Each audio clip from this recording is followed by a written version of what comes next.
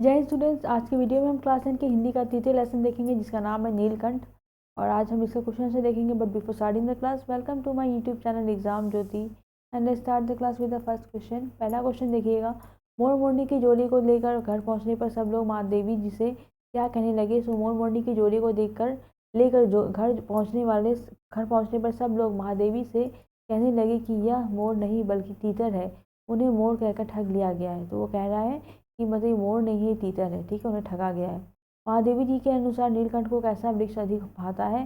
तो नीलकंठ को सुनहली, ठीक है, सुनहरी मंजरियों से लदी और पल्लवित वृक्ष अधिक पसंद है। ठीक है, सुनहली में तो सुनहरी होगा। ठीक है, बसंत ऋतु आते ही जब आम के वृक्ष सुनहरी हो मंजरियों के से लद जाती है, ठीक है, और अशोक के वृक्ष मानो लाल पल्लवों से ढक जाती है, तब नीलकंठ उन वृक्षों से में जानने को इतना व्याकुल हो जाता है कि जाली घर से उनका मतलब उसे बाहर छोड़ देना पड़ता है। मतलब इतना उनका मन व्याकुल हो जाता है कि उन्हें निकालना पड़ता है। ठीक है, नीलकंठ को राधा और कुब्जा में किससे अधिक प्यार था और क्यों। तो नीलकंठ में को हमेशा से राधा से ही प्यार था, क्योंकि राधा पहले से ही उसके साथ थी और उसका स्वभाव भी शांत था एवं राधा सभी से प्यार से पेश आती। ठीक है, जबकि कुब्जा जो है स्वार्थी और झगड़ालू टाइप का था, किस्म की थी। ओके, कुब्जा जो थी वो झगड़ालू टाइप की थी। तो झगड़ालू किस्म की थी। कुब्जा के आते ही जादूगर में पहले जैसा हंसना खेलना माहौल नहीं रहा। ये हंसना होगा, हाँ, हंसना हंसना खेलना हंसना खेलता माहौल नहीं रहा। अच्छा, हंसना खेलता माहौल भी बोल सकते हैं ना, नहीं भी देने से होगा। ठीक है, तो आप इसे हंसना हंसता भी बोल सकते हैं। हंसता खेलता माहौल जो है नहीं रह गया। मतलब जिसकी कुब्जा आ गई ना, तो घर में पूरा झगड़ा वैसा माहौल हो गया।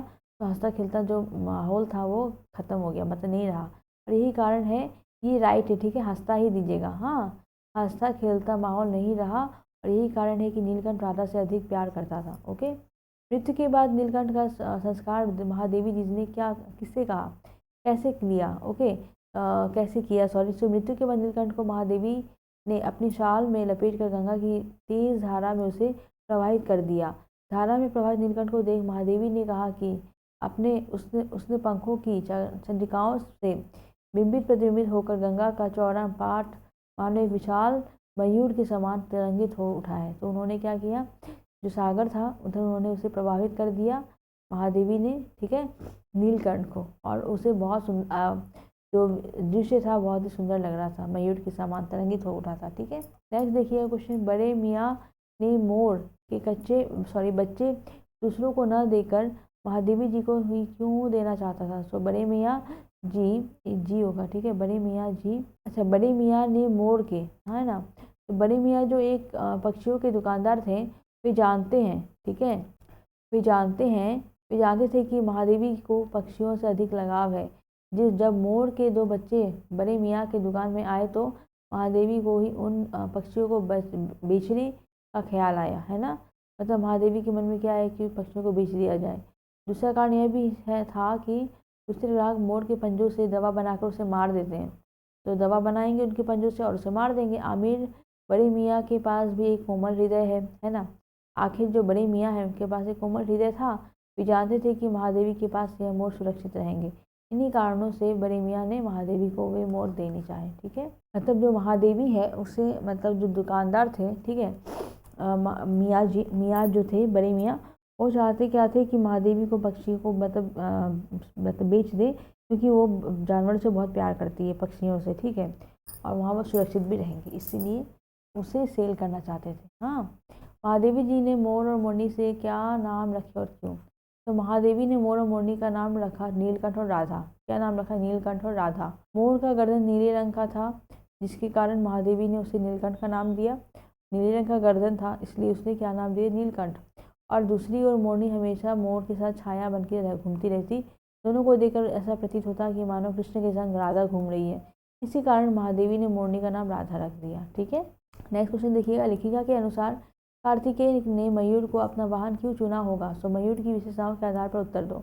आंसर देखिए, कार्तिकेय देवताओं के सेनापति थे। उन्होंने अपने युद्ध वाहन के रूप में मयूर को ही चुना था, क्योंकि मयूर एक कलाप्रिय पक्षी है और दिखने में एकदम शांत स्वभाव का है। पर वह जरूरत पड़ने पर वीरता एवं साहस का भी परिचय देने के में पीछे नहीं हटता। हाँ, साथ ही साथ युद्ध की कला भी उसे अच्छी तरह आती है। लेखिका के अनुसार मयूर बाज, चील, हाँ, आदि की तरह क्रूर और हिंसक नहीं है। इन्हीं कारणों की वजह से कार्तिकेय ने मयूर को अपना वाहन चुना होगा। ठीक है, वो थोड़ा अलग टाइप का था और इस वजह से उसे अपना वाहन चूज किया, उन्होंने चुना। नेक्स्ट क्वेश्चन देखिएगा, नीलकंठ के रूप रंग का वर्णन अपने शब्दों में करो। इस दृष्टि से राधा कहाँ तक मित्र भिन्न न थी। ठीक है, मतलब वो राधा से कैसे अलग थे। तो आंसर देखिएगा, मोर के सिर की करंगी और सघन उसी तथा चमकीली थी। हाँ, चोंच अधिक बंकी और पैने थे।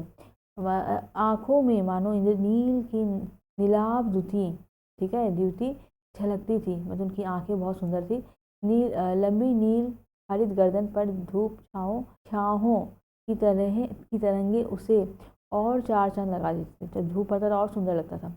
पंखों में सल्टी और सफ़ेद रंगों का संगम लंबी पूंछ होगा। ठीक है, रंग बिरंगे रंगों से भरी पंख उसके सौंदर्य को और निखार देती। अतः नीलकंठ देखने में मनमोहक एवं सौंदर्य का सुकुमार था।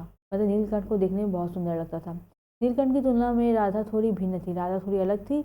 उसकी गर्दन लंबी थी। ठीक है, और आंखों में काले सफ़ेद रंग की पत्रलेखा थी। ठीक है, आंखों में कैसा एक काले और सफ़ेद रंग का पत्रलेखा टाइप था।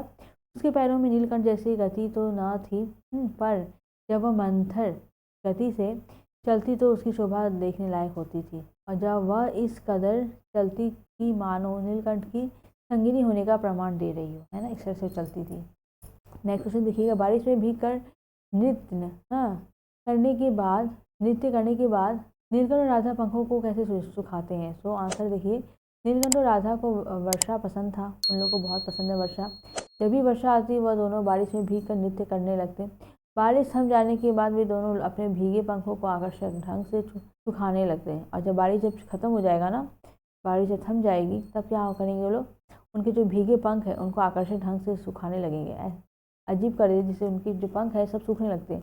वे अपने दाहिने पंजे पर दाहिना पंख और बाएं पंख पर बायां पंख फैलाकर पानी को सुखाते। इस तरह से वो अपने सुखाते थे पंखों को। कभी कभी तो एक दूसरे के पंखों में लगी बूंदों को अपनी चोंच से पी कर दूर कर देते थे। ठीक है, इस तरह से वो लोग सुखाते थे। नेक्स्ट क्वेश्चन देखिएगा, बसंत ऋतु में नीलकंठ के लिए जाली घर में बंद रहना असहनीय हो जाता था, क्यों।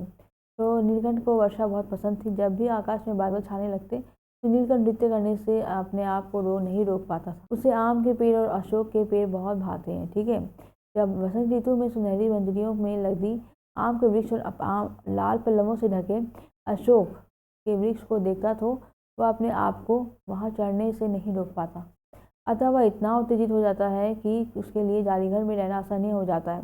और महादेवी को उसकी उत्सुकता को देख जालीघर में खोल देना पड़ता था। मतलब कोई जब बारिश को देखता था तो उसको बहुत इच्छा करता है डांस करने को, और इतना उत्सुक हो जाता था कि मतलब महादेवी को खोलना पड़ता था जालीघर को, ताकि वह वृक्षों के डालियों में क्षण बसंत ऋतु का लुत्फ उठा सके और वृक्ष के नीचे अपने रंग बिरंगे पंखों को खोल नृत्य कर सके। ठीक है, ताकि वो अच्छे से खोलकर डांस कर सके। ठीक है, नेक्स्ट क्वेश्चन देखिएगा, जाली के बड़े घर में रहने वाले जीव जंतुओं के आचरण का वर्णन करो। सो महादेवी को पशु पक्षियों के से लगाव तथा प्रेम था, और इसी वजह से उन्होंने अपने घर में ही एक बड़ा जालीघर बनवाया तथा जहाँ अनेक प्रकार के जीव जंतुओं को पाला गया। ठीक है, जालीघर में रहने वाले सभी जीव जंतु एक दूसरों के साथ मिलजुल कर रहते थे। कबूतर अपनी गुटंगू से शोर करते तो खरगोश के ऊंचे बूंद की गेंद की भांति इधर उधर उछल कूद मचाते फिरते।